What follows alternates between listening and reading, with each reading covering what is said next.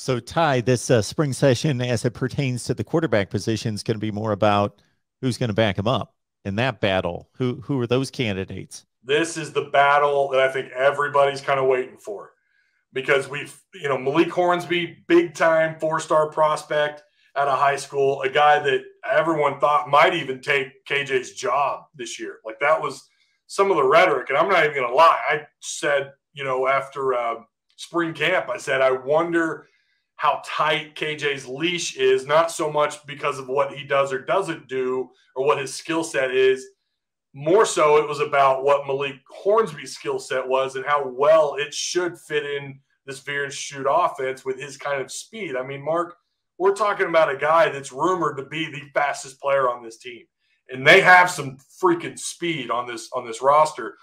And for that to be the case, you're talking about someone who's probably high to mid 4.3, 40 range speed. That's ridiculous for a quarterback. If you watch him play, if you go back and watch some of his highlights, not that he has a lot, but when he takes off and runs, he covers 10 yards in an instant. Like he's quick. There's no doubt about that.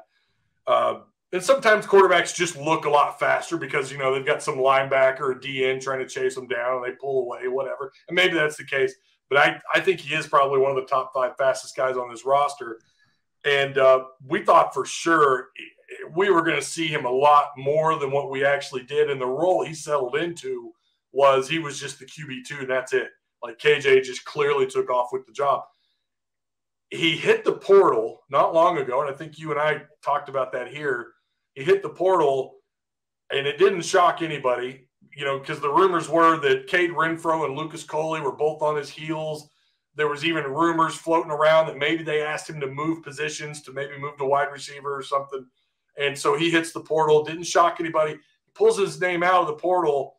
So now that's got everyone wondering. Everyone's, what do we got going on at the QB2 spot here? What's this battle going to look like? That's what I'm going to be focused on in the spring. And I think that's going to come down between him, who's, Hornsby's 6'1", 6'2", about $190, soaking wet. Okay. The guys behind him now, Cade Renfro he's not going to play at all. He tore his ACL getting ready for Penn State, if I remember correctly. So he's going to be out for a while. Definitely will not be a participant in spring camp. So the other guy is Lucas Coley, who I think ESPN was the only site to give him 4 stars. In fact, I think they had him tagged as a top 10 dual threat quarterback, if I remember right. But Lucas Coley is a little bit bigger. I mean, you're talking about a guy that's about 6'2", 6'2 plus, about 215, somewhere between 215, 220, pretty good arm. Has looked good in the little bits that we've seen him, although obviously he's not, we haven't seen him much on the field in actual live play. But that's the battle. It's going to be between Lucas Coley and Malik Hornsby.